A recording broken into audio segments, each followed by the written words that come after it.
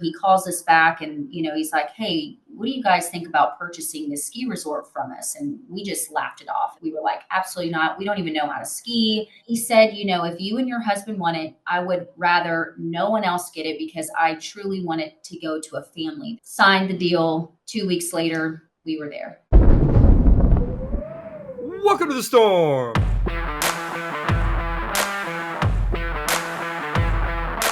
I'm your host, Stuart Winchester. You know what's a little crazy to me? As we're closing in on episode 220 of the Storm Skiing Podcast, I have never featured the leader of a ski area from North Carolina, which is an unsung corner of American skiing that is home to 6 really great ski areas. Well, that changes today as we get into one of skiing's best modern Renaissance stories taking place in one of those unsung corners of American skiing. Before we get to Hatley Pointe, I want to send a huge thank you to my paid subscribers. Because of you, the Storm is my full-time job and a sustainable small business. If you would like to support my mission of independent ski journalism, the very best way to do so is to visit stormskiing.com and upgrade to the paid tier of the Storm Skiing newsletter. You can also sign up for the free version, and if you like it, which you will, you can upgrade to paid to unlock the rest of the content. You can also rep the brand by scooping up a hat, hoodie, t-shirt, and more at the Storm store at stormskiing.myshopify.com. You can also follow the Storm on X, Instagram, or YouTube, where you can now watch the podcast at Storm Ski Journal. You know who else supports the Storm big time and has been for years? My friends at Profile Search International. I know a lot of you come to this podcast to hear from the best minds in skiing. People like Deb Hatley, who are reinvigorating old ski areas with new capital and new ideas. Deb, of course, has a job, but the good news is that the industry is filled with folks like her, and some of that talent is looking to make a move. And they could change your whole operation. The folks at Profile Search International are the ski industry talent acquisition experts. They're the only executive search and recruitment firm in the world that is 100% focused on the ski industry. They know who's available, they know what talents they have, and they have used this intimate understanding of skiing and related industries to place hundreds of transformational leaders at the best and most progressive ski areas over the past 30 years. Profile Search has offices in the US and Canada, and they will find and negotiate with the right leaders for your team. You can reach out to Profile Search directly at profilesearch.com or contact them by email or phone, or send me a note. I will connect you directly with their expert team. All right, time for episode 218 of the Storm Skiing Podcast. Deb Hatley, owner of Hatley Pointe, North Carolina. My guest today is the owner of Hatley Pointe, North Carolina. Hatley Pointe, founded in 1969 as Wolf Laurel Ski Area, features 15 trails on a 700-foot vertical drop. In 2023, she purchased the ski area with her husband, David, and they gut renovated the resort for a grand reopening for the 2024-25 ski season. Deb Hatley is my guest. Deb, welcome to the Storm at last. We've been trying to make this one happen for a really long time now, and I so appreciate you giving us a little time this morning. How is summer treating you down south, Deb? It's good. It's been a warm one, but we've remained super busy since we closed the doors of our inaugural season, and March the 8th was our last day. So we have stayed steady to the pace and kept the pedal on the gas. You know, Deb, we were originally going to record this podcast last year, and then the hurricane hit Western North Carolina, which, of course, where your operations are based. Obviously, a lot of devastation came out of there. It was a very confusing time. With a year to process, how is everything? How are you, the family, the community? How did everything recover down there? It is recovering, and to be honest with you, it recovered faster than we anticipated. Mm-hmm. Um, 70% of our employees live in Johnson City. So our path to traveling to work, came to a complete halt. In fact, there was a handful of us, including myself, that was actually up there when Helene hit Mm. at the resort. So we were stranded for about 48 hours and had no communication to our families. The last conversation I had was to my husband before I lost service, explaining to him how it was getting really bad out there. And he was in Johnson City and he was not seeing it. He just saw some rain coming through. Last thing that he heard me say was, this is getting really bad. This is getting really bad. I don't know if I'm going to make it home. And then click, Oh no. weather hit, and we were stuck up there. So, the rehabilitation from Helene is still very strenuous, and I know that there are people that were way worse affected than us. We weathered well. We had a lot of storm damage from the capacity of like mudslides. We had a tree fall down on several of our slopes, so a lot of cleanup, but overall not anything that really impinged our opening for this past winter season. So, but overall, it was just, it seemed kind of on par with, the way that 2023, how it's just transpired since we purchased Hatley Pointe. So, Well, it sounds like a scary time, but you got through it and you did open the ski area for the 2024 to 2025 ski season. Seemed like it went well, but lay it out for us. How was your season? Your first season operating Hatley Pointe? it was a whirlwind, Yeah. truly. It took every second until we opened up, which was not until December 21st to Mhm. make it there. In fact, there was still this just like pit feeling that I just was like something massive is going to occur, and we're going to be living that reality of having to tell the public that we weren't going to be opening for winter 2023.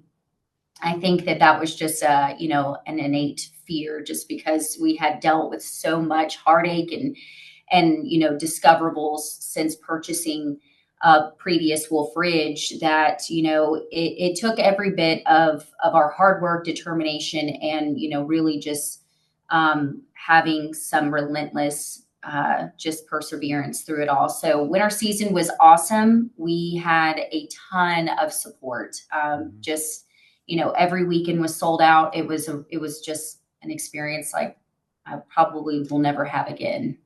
So you would hope to open for the 2023 to 24 ski season, which was not that long after you'd purchased the ski area.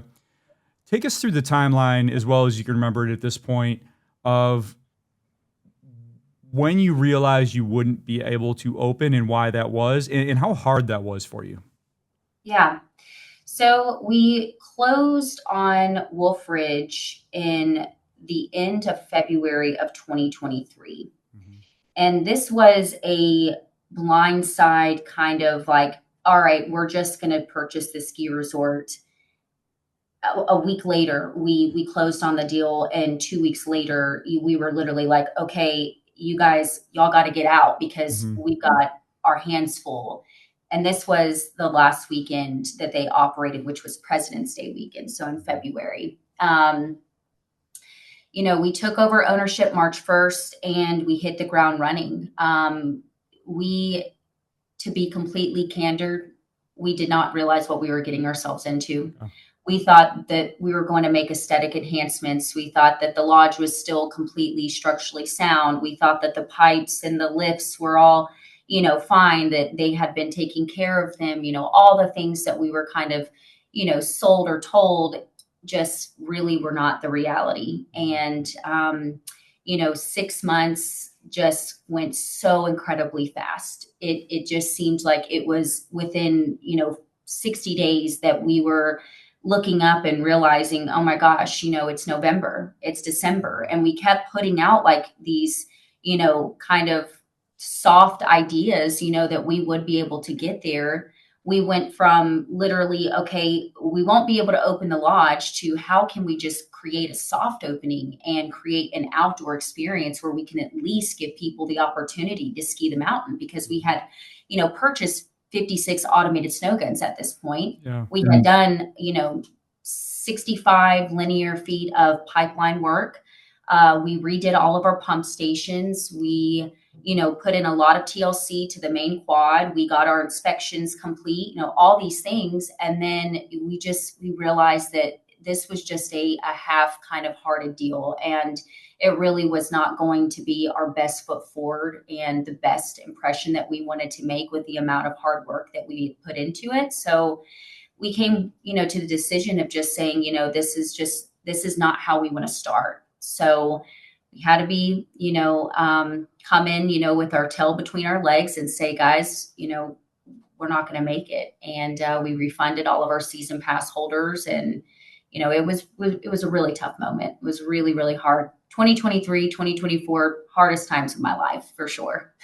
So you got through it and you opened. I mean, how good did that feel to finally reopen the ski area and the kind of ski area that you were proud to offer to the public?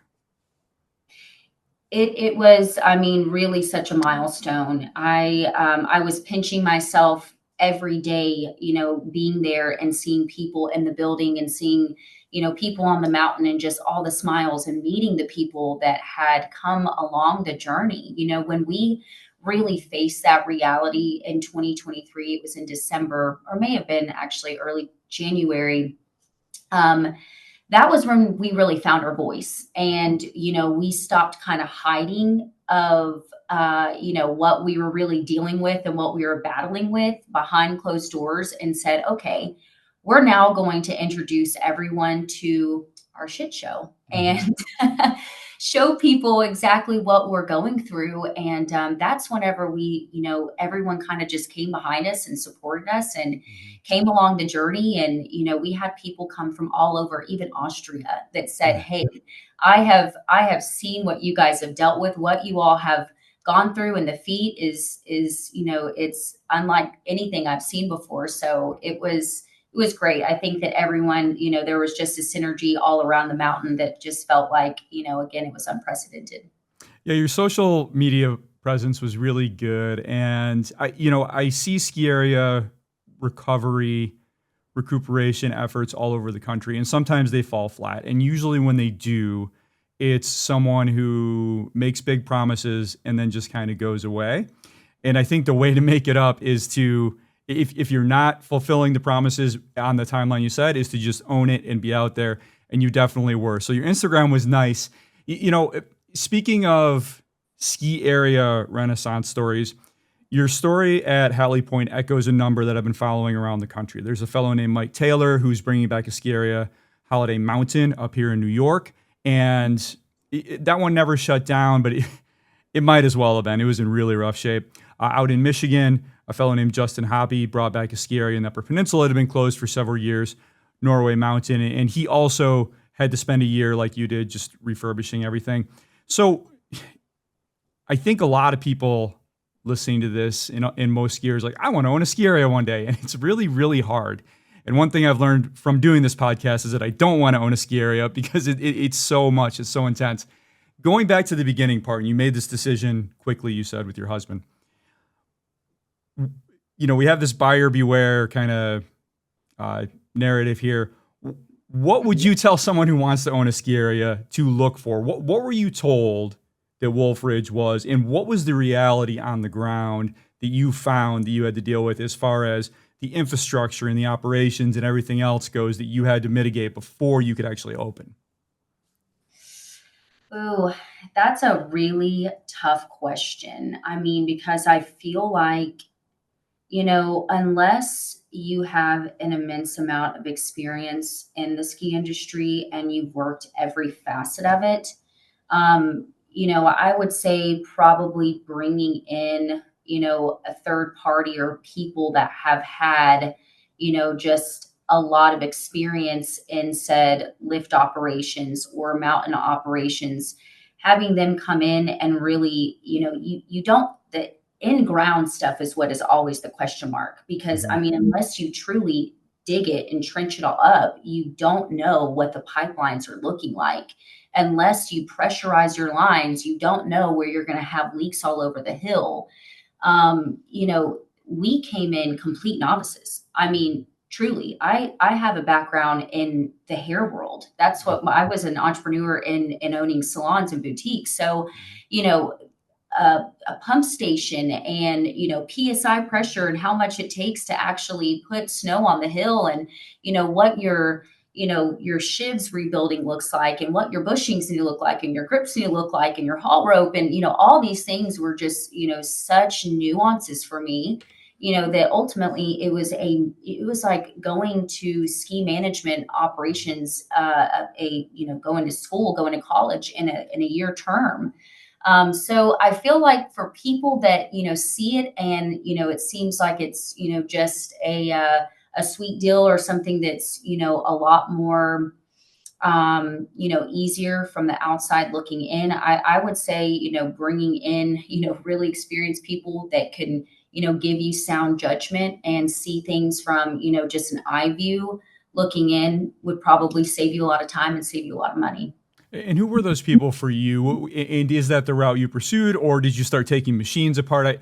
There's different schools of thought. Some people like to get their hands dirty, do it themselves. Some people like to work with, as you said, experts. Some like to do both. What was your approach, Deb?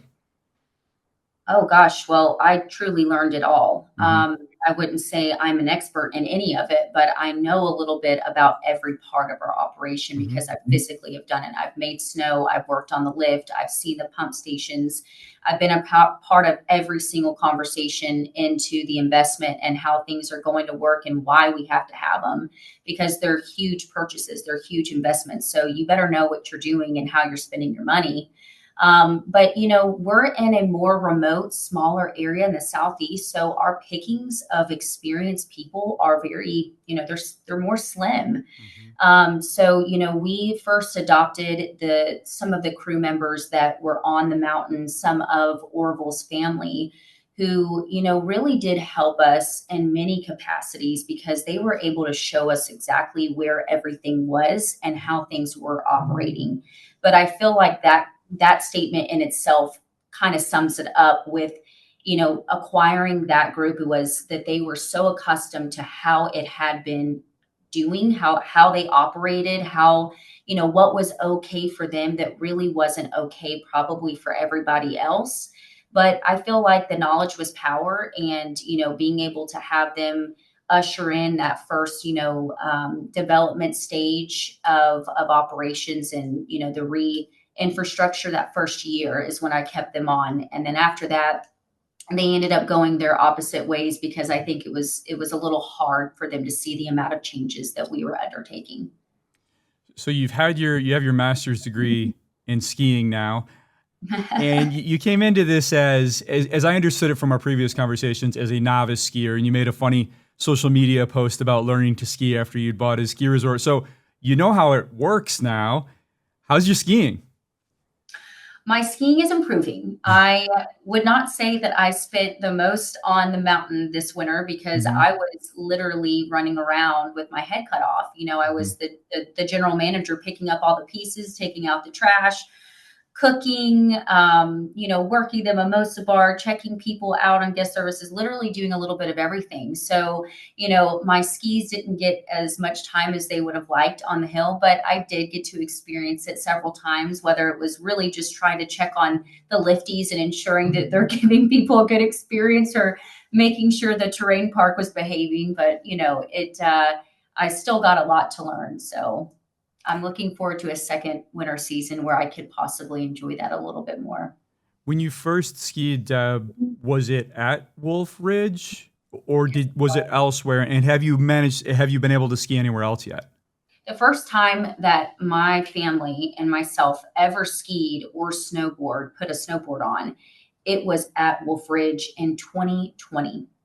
And my husband and I, we had a joke going on, and we said, if one of us can make it down the hill without falling, then we'll know that it's meant to be, and we'll purchase a place. I Okay. mean, it was just a funny joke, but I'm waiting down there. I started at the bunny hill. I'm waiting down there at the bottom to see, when he's coming down, because he just decides to beeline it up the lift Mm-hmm. and gets on the lift and, is like, oh, this can't be this hard. This has got to be super easy.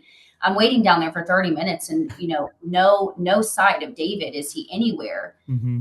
Finally, I see him catch eye, and he's got his skis in his hand and he's walking down the side of the mountain. And he comes down and he's like, oh my gosh, I was almost taken out by a snow gun. That was so hard. I'd love to see you do it. And I'm like, oh God, now you got me a little freaked out. He's like, no, that was the deal. So now I had to get up on the lift, and I actually made it down without falling. All right. And I guess that's it's on par, because this is your project and not mine. There's no doubt about it. Skiing can be very, very hard as a novice. It sounded like you had a knack for it. Your husband did not. So what made you decide then to orient your entire life around a ski area and invest a considerable amount of money into purchasing this thing? Why did that appeal to you? There was just something really special about Wolf Ridge. Back in 2020, when we had first met Orville, it was from purchasing another piece of real estate from him, which was called Coffee Ridge. We were in the beginning stages of building this master plan for a luxury resort, and I had been working on it for 2 years, designing and developing this concept development plan with the architects and, the civil engineers. And, we got the full master plan done. We built all the houses.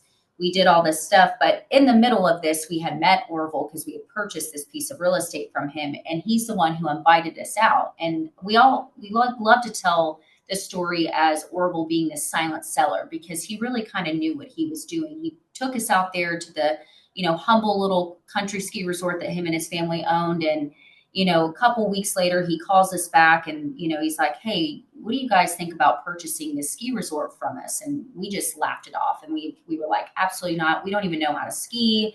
We have no experience in this industry. So the time and place was just not right. So we kept on our resort building at Coffee Ridge. And once we got done with that master plan, we stayed in touch with him. He became a good friend of me and my husband's.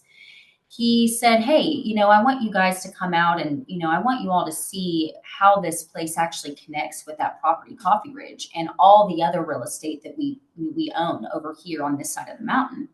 And he took us on this UTV trail trip that actually connects from that piece of property in Flag Pond, Tennessee, Coffee Ridge, all the way over to Hatley Pointe now. And it was just absolutely stunning, so expansive. The views were incredible. But still just the timing was not 100% a-okay. But a year later, once we got done with all the master planning of Coffee Ridge, I came to my husband. I said, I don't know what I'm going to do in the middle of building this place. I know I can project manage, but, really it could take all the way up to 5 years to build something like this. And he's like, well, you should call that guy Orville and see if he still has that ski resort for sale. And I did. And he actually was getting ready to close on it and showed me the whole paperwork. He was going to sell it to a group out of Florida. But he said, if you and your husband want it, I would rather no one else get it, because I truly want it to go to a family that I feel like is going to carry that same, history and era to the next. And so blindfold went on, signed the deal. 2 weeks later, we were there. So Orville is someone like a lot of family owners of ski areas. It sounds like he cared a lot about the legacy. And I'm not acquainted with Orville. I never met the family, but he decided like he very deliberately wanted you. So you said that you had a lot to learn about lifts and snow guns and all the runnings of a ski area. But obviously he saw something in you that he thought you could bring into the ski area that would make it better. So take us into your background a little bit here, Deb. You mentioned that you came up in the hair business and you've got great hair. So, no surprise to anybody. So, take us through your background here and what skills you did develop. You mentioned, you could project manage, things like that. So just tell us your story and kind of how that prepared you to run a certain part of a ski resort. Because as we all know, it's not just the mechanics, right? Yeah, I think that, ultimately I've always been a creative, and even being in, the hair industry, the boutique world, the service industry, I've always had a very entrepreneur spirit, and I've always had outside the box thinking and really just experience forward thinking. I've always, really tried to, expand on how, a business could be more than just like what it was. And I think that from, owning, the salon boutique, to Coffee Ridge, and really expanding on, the development stages. I think that all along, it was preparing me for something that, seemed very left field, but ultimately combining all of those things from design creation to a service mentality to hospitality to thinking about how, we can take a very unique approach and outside the box thinking. um, it really helped develop a skill set that, I had all along, but never to that level. Mhm. So, it's interesting, because I have people that ask me all the time. I mean, I didn't go to school, I didn't go to college. I, have no real degree besides a hair degree. But, I think that with hard work and determination, and, unconventional thinking, you can put your mind to anything. So take us into that thinking a little bit here, Deb. Where did you start? How did you get into the hair business? And then how did you grow that? Did you start with a single shop? Did you start working for someone else and buy their shop? Just tell us how you did it, and the thinking that guided that and showed you that that sort of determination, unconventional thinking, as you say, has its rewards at the end. Yeah, I graduated from hair school in 2010, and I was in Nashville at the time. I moved out to California, and I was doing hair out there and got some really good, experience in, the LA, whole world. Mhm. From there, I had my daughter, and my family lived back in Tennessee in Johnson City area. So I decided to move back home, a little bit closer. Was living in Louisville, Kentucky, where, they just had more opportunity. And, I was a sole proprietor at that time, booth renting, and really building, a business from kind of ground up. I had gotten an opportunity to purchase a brick and mortar in downtown Johnson City. And at the time, this was whenever it was really on the cusp of actually, rebuilding downtown Johnson City, because it was always kind of run down, a little scary, but they were going through this full revitalization. So I fought my way to get a really good grant. Mhm. I had actually put my business in front of the Johnson City, and they were giving grants out to small business owners for concepts, and I won it.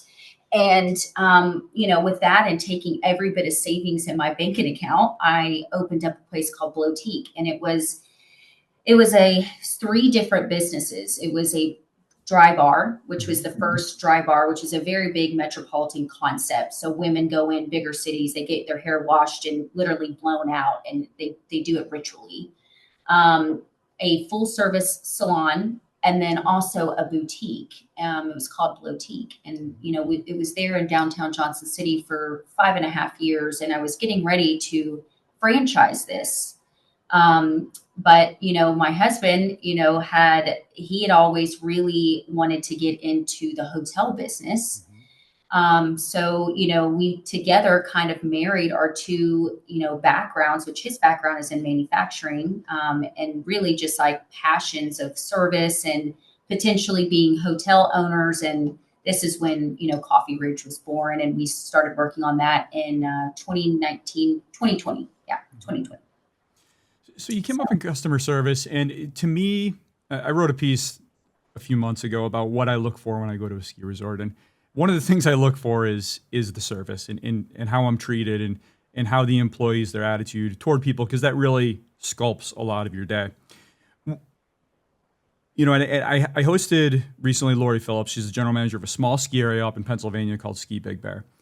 And I said, how do you stay relevant? Because you're surrounded by Vail Mountains, you're surrounded by larger operations, they have better budgets, they have better lifts, they have better terrain.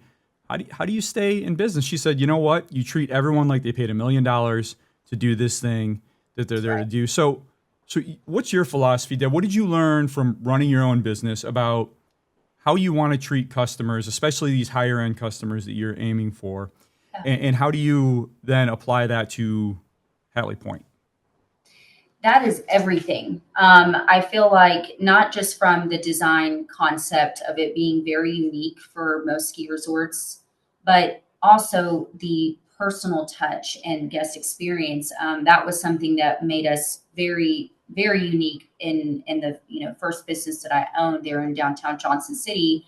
Was thinking about the smallest things that people just typically don't get when they come and experience, their first blowout, or they're getting their hair done, or whatever it might be. So that service mentality really helped drive so many of the decisions and the flow and the amenities that we developed with Hatley Pointe.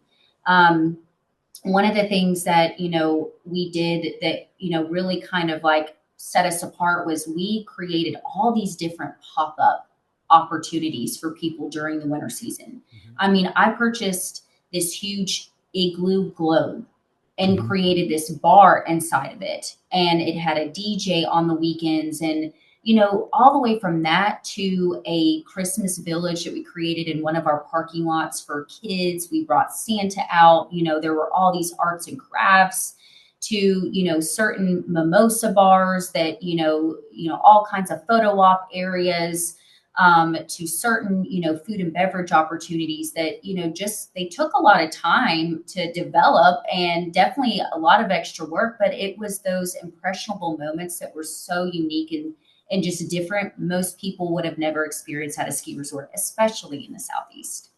So let's apply your experience in your design and service lens to Wolf Ridge, now Hatley Pointe in particular. Some ski areas are super high end, super fancy. Some are intentionally very rustic. Some are rustic because they haven't updated them. I've seen them all. There's 500 ski areas in this country, and I love the variety.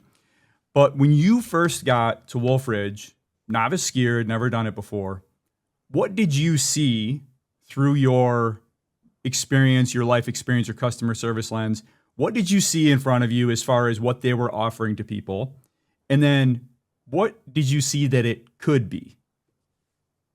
I thought that one of the things they did very well was they made it feel very family oriented. Mm-hmm. And I thought that was very special because that's something you don't see every single day in a business.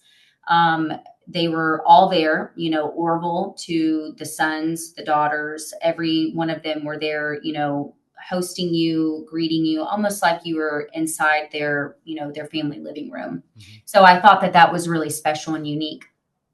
But, I think that the yard ornaments and broken down snow guns and broken down school buses and, just a lot of, other components that seemed very worn out and tired. That was immediate opportunity that I saw just from optics looking in that, could be enhancements without even doing like a full aesthetic change to it, that I thought this could just immediately increase the perception that this place is not as intentionally run down, or that it doesn't feel as just old. It felt very old. Yeah. I mean, coming from the South and in that area, what opportunity did you see to create something a little more high end? And how do you do that without losing that homey family piece? Because that piece does work when the owner's on site and they know everybody. So how do you do that transition? Well, I think that, when you're passionate about something, I think that it naturally just kind of permeates from you. And, this had been my life, my heart and soul for the last 2.5 years. And so, naturally I cared about every component and met majority of the people that were coming there through the week and on the weekend. My husband was helping, and he was, welcoming people in. We were, giving people out free hot chocolates. We, just taking that time to really get to know the people that were spending their weekends and driving a long distance to come and experience Hatley Pointe. I think that creating a concept that felt still very, the boutique component for us is not it's not equating to it being expensive, because it's not. It's right in line. It's very competitive with all the other ski resorts in Western North Carolina. It's giving people a much more personalized, tailor-made approach and experience. So that for us was something we really we did tout before we opened up, and we had to ensure that we were staying true to that. So one of the first things you did, Deb, was change the name from, as I said in the intro, Wolf Ridge to Hatley Pointe. Name changes can be very tough for a lot of reasons. Locals can be very sentimental about them. It's expensive just to change all the signage. So why did you make that change, and what were you trying to signal when you did that? Well, I felt like for us, it was absolutely necessary, because Wolf Ridge had been associated with not the best past. In its heyday, it was known for being the best terrain in the Southeast, but over the years where it had, they started becoming tired and started to kind of let the place go. It really didn't have, the best history. So I think that for us, being that we were putting all of our heart and soul and, a lot of money into it, it made sense. And, it wasn't like it was, some highly coveted ski resort where just people were just like so committed to it and so loyal. I mean, a lot of even the locals had stopped going there. So I felt like we were almost like not losing anything, but of course there was people that were upset, and that, that probably still say it'll always be Wolf to me. Hatley is our surname, but it actually equates to a hill, a clearing on a hill. And the point is indicative to the destination and what it is and what it can continue to become. So, I think that it was maybe a little bit of a gutsy move, but I think that, it's paid off. Absolutely. Yeah. And once folks get used to it, as long as you're doing a good job with the ski area, they tend to roll along with it. So let's get into a little bit of the details of what you've done here, Deb. You alluded to the fact that some of the lifts, some of the snow guns, some of the snowcats, some of the infrastructure, the lodge, I know you've done a ton of work on the lodge, was a little run down. Take us into Wolf Ridge, now Hatley Pointe, when you arrived, in the state of the lifts, the snowmaking, the groomers, the parking lots, the lodge. Just give us a tour, an oral tour of the ski area, and then what it looks like today. Yeah. So when you pulled in, the first thing that you were introduced to was all of the bottom parking lot was where they housed a lot of their broken down machines and school buses and groomers. I mean, you name it. It was the catch-all for things that no longer worked. So of course that wasn't the best first impression. And then, of course, when you moved up to the hill, it was a very rustic, charming place. I mean, it did have a specialty, kind of touch. They had these, big wood burning fireplaces inside of it that, unfortunately were past the point of being able to save. But, that kind of helped you look past all of the other ornate things that, you saw in there. There was a lot of, there were people that you were turned off to some of the Bible verses, and there was a church pulpit that was in the front. There was a very large sign, God is good, in the back. And so it was definitely, you felt every bit of being in the South, and maybe people that weren't that comfortable with that did not love that. But ultimately, there was only a very few trails that stayed open the last 5 years. So I think that was one of the first things that you really saw if you were going during winter season, was that most of the area was, not covered in snow, because they just didn't, I think, have the time or, resources to really actually put the effort into developing their trails. I think it just was what it was. It wasn't maybe terrible. If there was a great blanket of snow on the ground, it probably masked a lot of things that you couldn't see. But once the snow melted and what we got to see and experience from the spring and summer, we could have spent 2 years on just doing cleanup of junk and old things everywhere. It was like almost an antique shop, of a ski resort. So, that was the time prior. Now you would drive up and it is a paved road. The parking lots are very clean and pristine. There has been all kinds of landscaping that has been placed and developed, waterfalls that were created. There is signage, wayfinding signage to, indicate your experience right when you get on site. We have valet service, and this is something that we offer year round for people that don't want to park in the bottom parking lot and walk up. They can valet. The lodge itself, we kept the bones of the lodge. We didn't bulldoze it down to the ground. We didn't want to do that. We ultimately just really enhanced the aesthetics. And I'm sure people that, if they had never been before would have no idea that it would have ever looked like that before, because it's been very modernized. It's just a total different look and feel, from the immediate, just concierge type of experience that you get for people, introducing themselves, meeting you, greeting you, taking you along to, the guest services desk, or taking you to one of the RFID units to purchase your ticket, whatever that might be, the bolstering of the staff, and then really getting a lot of, training on the service mentality that we really try to keep the core and the central part of Hatley Pointe is very different.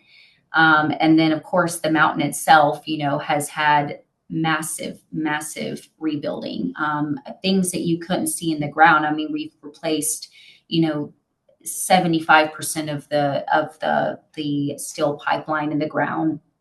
We have 56 automated snow guns. We have another dozen more that are coming for this winter season. We have done all kinds of work and maintenance to our main quad lift.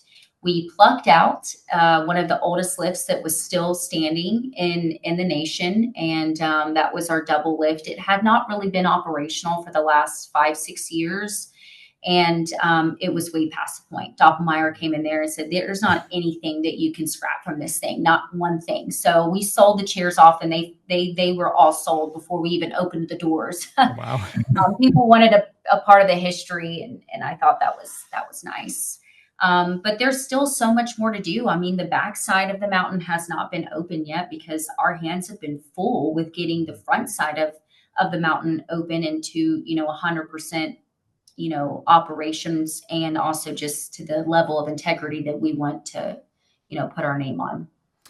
So let's get into all that a little bit more. Let's start with the mountain. So you did take out that Laurel double chair, which was a really cool looking lift, but like you said, it was made by SLI. It was a brand that hasn't been in business for a long time, and it was just time to go.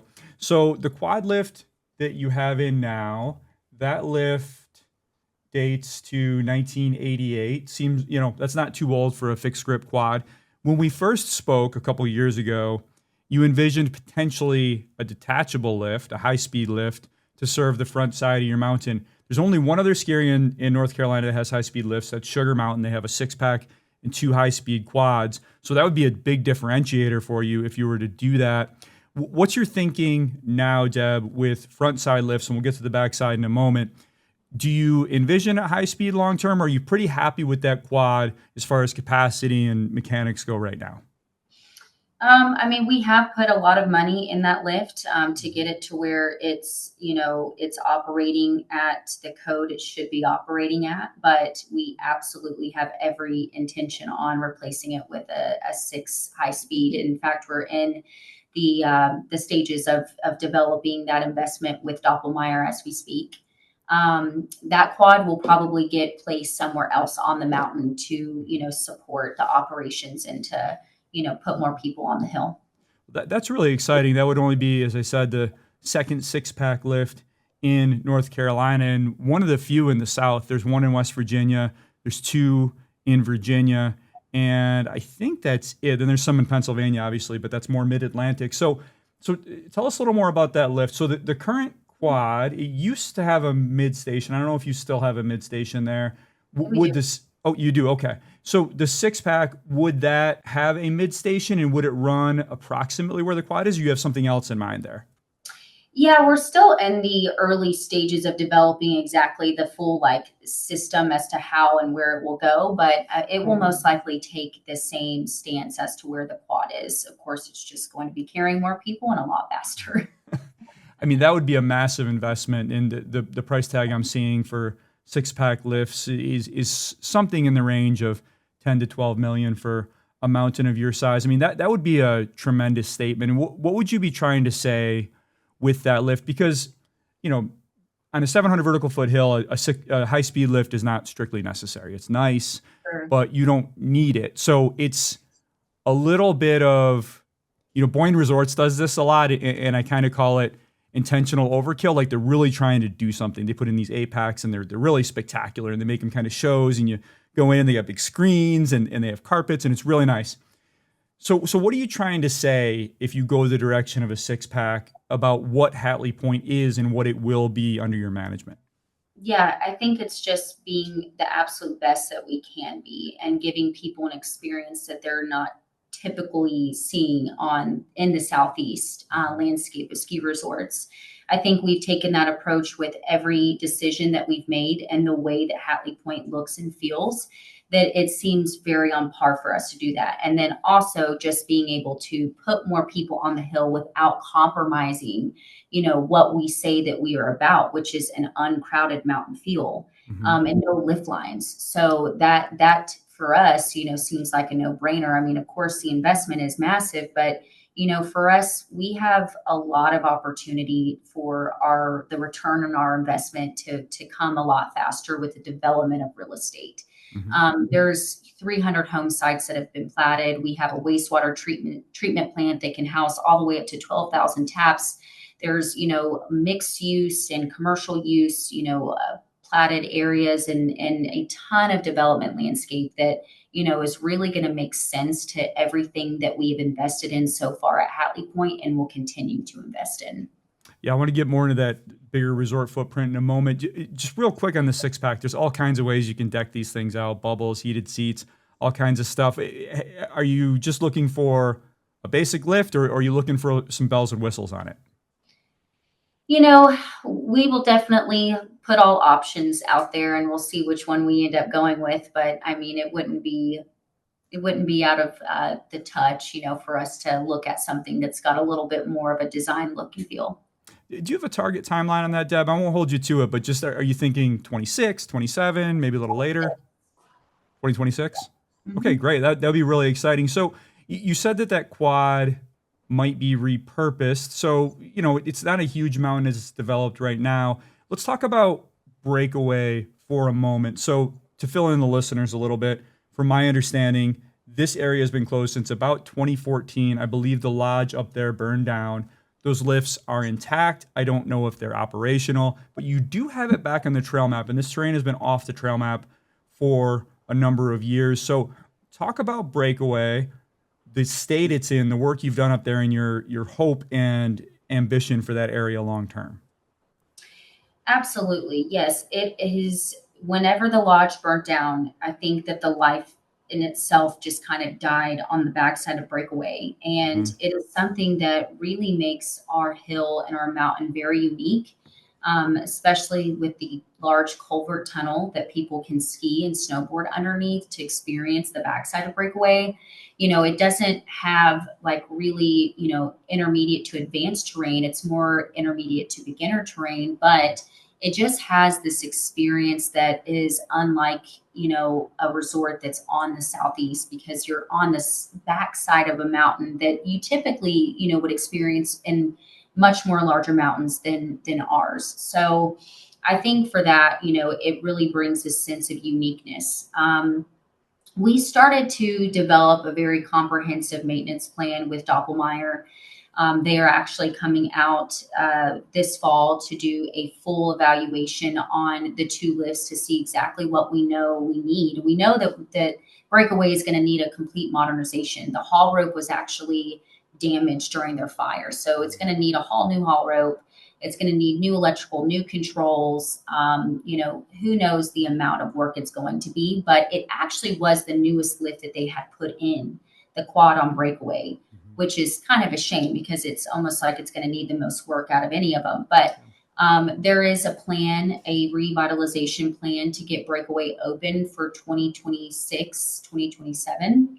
It just kind of depends on what the time frame is on getting some of those really large parts back in, and of course, getting the help of Doppelmayr to support us on that adventure. So is the double lift running now with the Ridge Runner Trail? It's not running, no. Okay.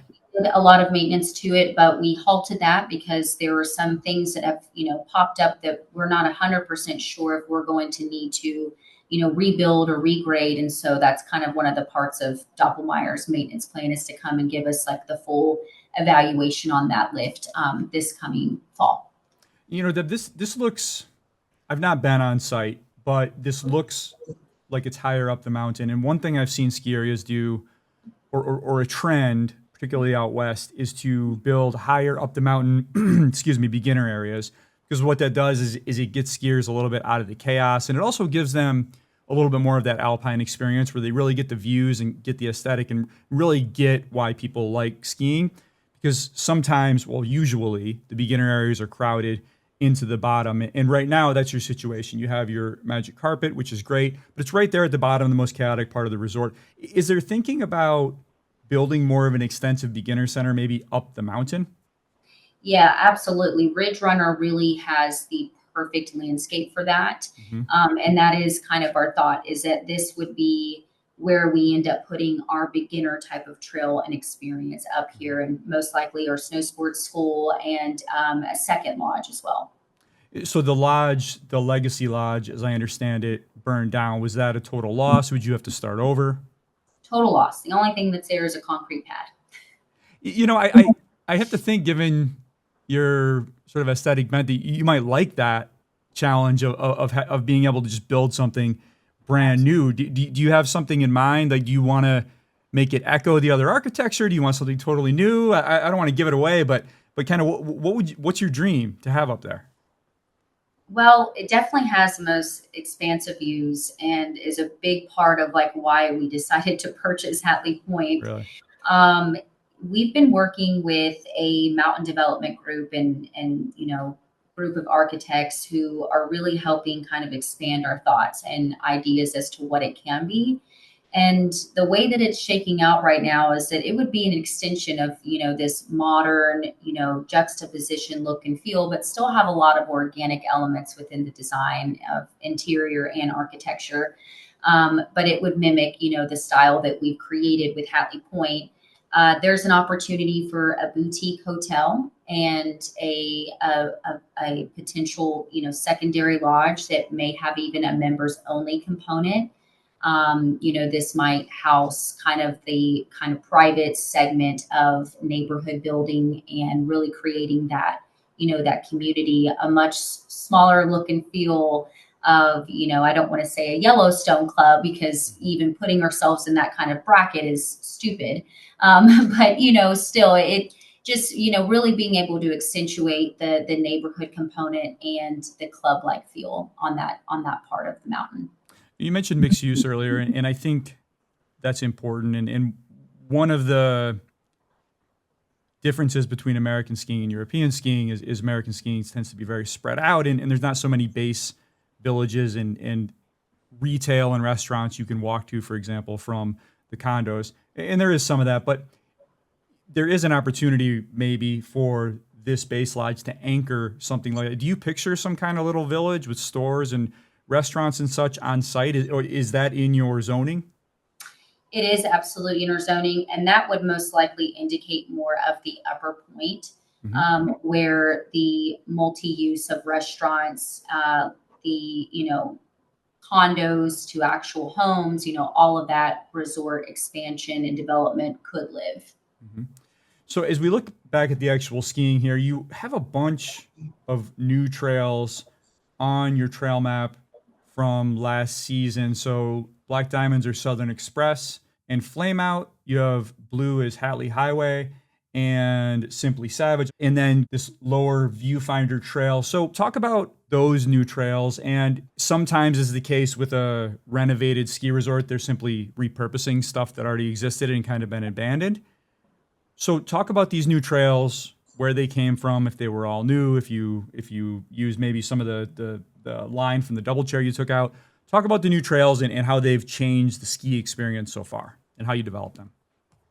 Well, we were able to get 17 out of the 23 open this past winter season. And really, our only contingency was just the fact that we were still working with some of the old electrical and pipeline and snow guns on some of those other hills that they just were really, really tough to still try to maximize. So we missed some opportunity there, but we saw the most open slopes that place has seen in over a decade. So, I mean, we felt like we still, knocked it out of the park. But this summer, we have been paying a lot of attention and putting a lot of hard work and upping the electrical capacity and also upping the pipeline, maximizing those lines to where we can really usher a lot more snowmaking capabilities on those hills and get them open up for this winter season 25-26. We also have really been trying to spend time on developing some more conducive beginner terrain. That is something for our hill. Oddly enough, we are more advanced. We are more intermediate to advanced. We don't offer a lot of beginner experience. So that was something that we tasked ourselves with this year was that, we are in the Southeast. We are seeing a lot of beginners. How are we going to aid to them and give them a more progressive experience that, really helps, earn their love for the sport and make them want to come back. We've created a new slope. It has not been finalized on the name, so I don't have the name yet, but it actually is coming off of Eagle, and it is got some really nice wide turns coming down where you could either take Simply Savage and take it back down. We've widened all of that slope and all of that terrain really well. We've taken out a lot of trees, a lot of little island trees that, potentially could be hazardous for skiers. Or you can take side slip to go out as well, which is, just a more conducive beginner friendly slope. Another thing that we invested in is a 400-foot magic carpet, a tunnel magic carpet. This is going to be up Broadway on skiers' right side. So once they've come from Tennessee Walker, if they are wanting to advance without going on the quad, this would give them that opportunity. So those are really interesting changes. Hatley Pointe has there's a site skimap.org, and it has trail maps archived going back to, the beginning of time. And if you really go back, there were a lot of planned expansions at Wolf Ridge that never happened. One in 2007 envisioned a lift going below Breakaway down to the road. And then one back in the 80s actually pictured Looker's Right, a whole other terrain pod. Besides that, it looks now as though there's condos or houses below Breakaway. So I don't even know what's possible, but draw this out for us here, Deb. How much land do you own and how much could potentially be developed for skiing? So we own all in all around 450 acres of land. The backside and front side altogether is around 75 acres. I would say that there's opportunity to develop up to another 50 to 75 more acres of skiable land. Oh, wow. It definitely, the one caveat that we have is that we are on steep hills, steep terrain. So if we do have more expansion, there is more opportunity for expansion in ways that, would aid to beginner to intermediate, but some of the more development is more intermediate to advanced terrain. But we have already started exercising those plans and developing those, conceptual thoughts and ideas. And there's a lot more on the horizon.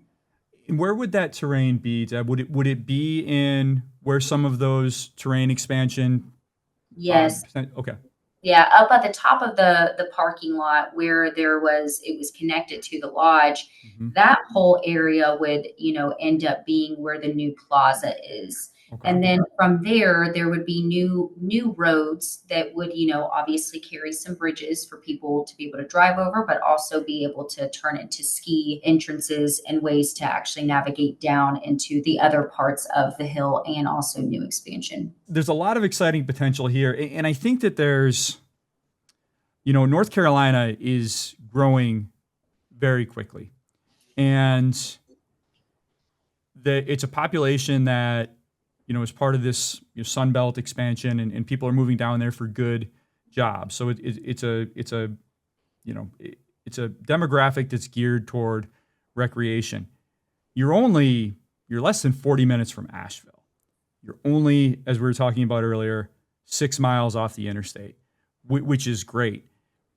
It seems like you're really well set up to potentially be a great day ski area for Asheville, and I'm sure you already are to some extent. You're also going really hard into this resort aesthetic. Do you want to be both? Do you want to lean harder into one or the other? What is your vision as you think about what you want Hatley Pointe to be and what it could be? Yeah, I mean, the thought has always been that it's a four-season resort. I think that that's how we make it make sense, especially from a development standpoint. If people are looking at potentially buying a second home here, or developing their first home, I think the amenities are really important, especially with the location that we're at. I mean, it's not like it's the most remote, because you're right. I mean, we're 25 minutes outside of Asheville, which is a very hop-in metropolitan area with a ton of, food and beverage places, and, resorts are, built more, Grove Park in, lots of opportunity to have fun. But, ultimately it is in its own little pocket, so really giving people more opportunity to have fun and to look at their investment with a sense. It's important that you're really trying to bolster all of that. So one of the things that we are working on right now, and it will be debuting in spring of 2026, is a comprehensive mountain bike park. We've partnered with a group that is actually from our area, but they've done stuff all over the US. Elevated Trail Design.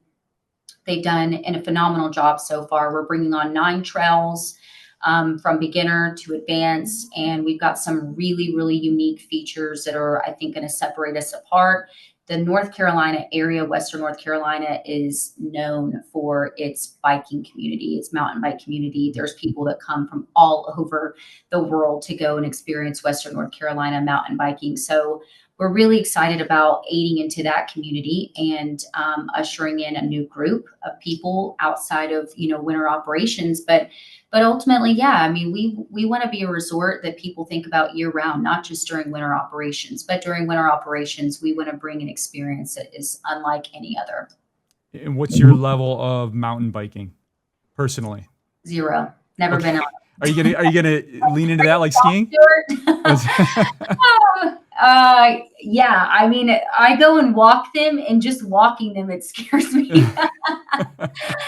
But I'll put on my helmet and get a mountain bike and figure it out. So I mean, I'm gonna have to be able to give them some feedback. And I honestly, I go out there and it shocks me. I'm like, people really ride this? And he's like, oh God, yeah, this is beginner or intermediate. I'm like, oh my God. So, the insurance plan will be interesting on that one. Let's hope it makes sense. Yeah, they're serious. I've not done the downhill. I ride my bike almost every day here in the city, and that's its own kind of thrill. But I went out to Mountain Creek, which is a ski area in New Jersey, and walked around a couple summers ago when they were doing the mountain biking. And those kids are nuts. They go up the ramps and they flip and everything else. And obviously you see that skiing in the terrain park, but I've not tried it, and it looks intense. So that should be a lot of fun. I'm curious here, Deb. A lot of the ski areas that I've seen that have been successful near cities like you are have really big, strong night skiing operations. And you see the busloads of kids coming up. Is that something you've considered? I don't know if Wolf Ridge ever had night skiing. Do you know? And is it something you've thought about? Because I think it could be a great add-on for you. Yeah, we actually did offer it this past winter season. Oh, you did? Okay. Oh yeah. And really cool. We plan on expanding that even more and developing a nighttime kind of more, you know, I don't want to say like club experience, but we really like found our niche in that. Yeah. A lot of apres. I mean, I was like shocked at the amount of that people just enjoy their praying. Uh, So, Fridays and Saturday nights, we would have a DJ on the deck Friday night, and we kept our igloo up. And the amount of college kids, because there was Mars Hill University that was right down the road, they would come out and experience a great time. We stayed open only till 10, but this coming year, we actually think we're going to expand our hours a little bit. wow. And we purchased all new lighting for our mountain because our lighting was a disaster this past year. Okay. One of the great things that we learned, and we have really cool RGB powered lights that we plan on lighting the slopes with all kinds of different colors to just give them, a more, fun, different vibe. Yeah, I'm sorry I didn't realize you had night skiing before. Had they had it before at Wolf Ridge? I mean, if they did, it probably didn't. I mean, it may have lasted until 8 or 9 o'clock. I genuinely don't know if they did have a lot of night skiing or if they really even saw anybody. But our night skiing was pretty popular. We would do, men's nights, women's nights, college Yeah. night, a student night, and then of course on the weekends it was always kind of like it was always a little bit of a different party crowd. Yeah, that's fun. So on the party note, you teased a new après spot. Can you tell us anything on social media recently? Can you tell us anything about where that will be? Right outside of our lodge, we actually demoed our ski patrol building, and we're building, almost this little like plaza of different experiences at the bottom of our hill.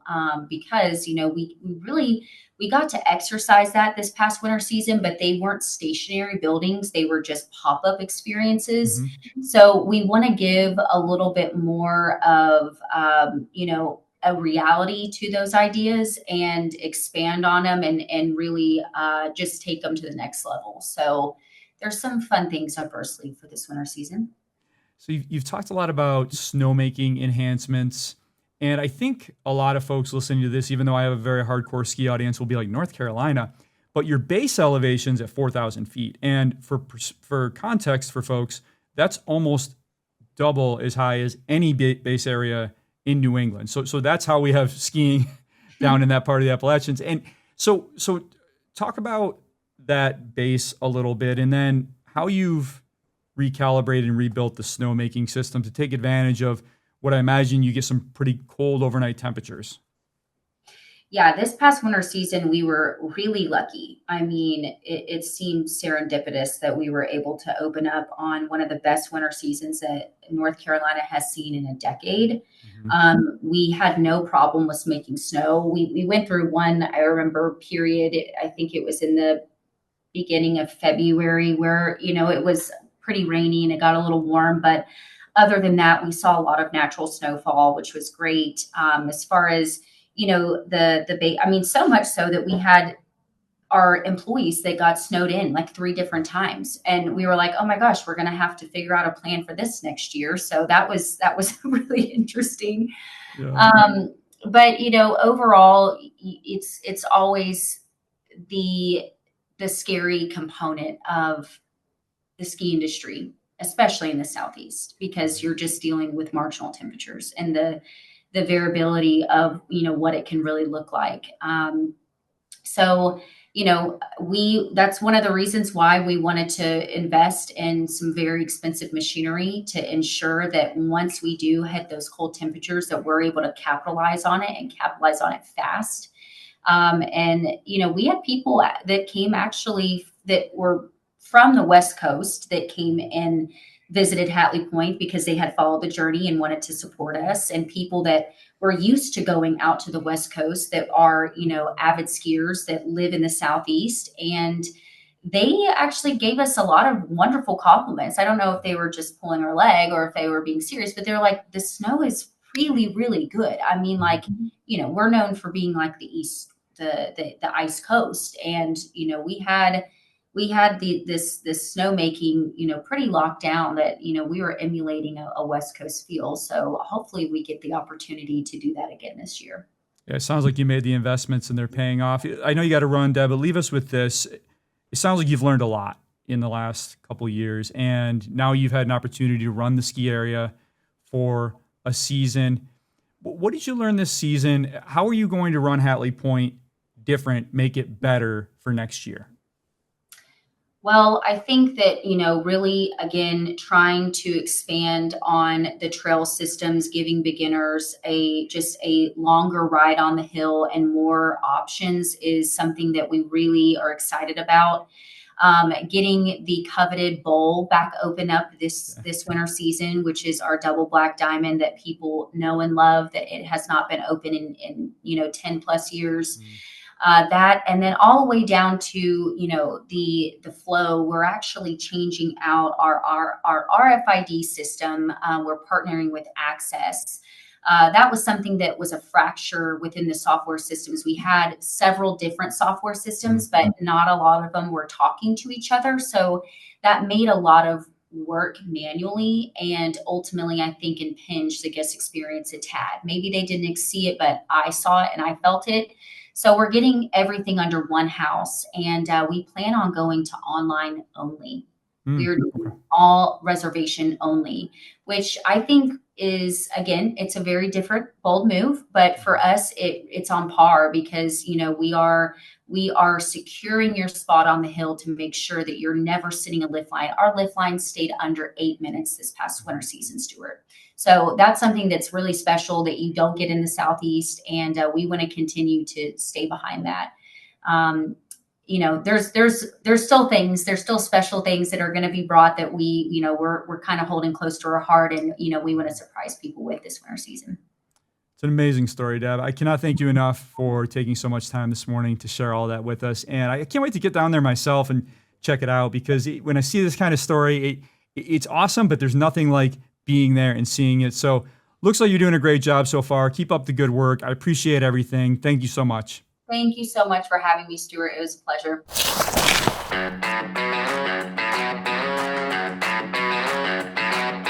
All right, that was Deb Hatley, owner of Hatley Pointe, North Carolina.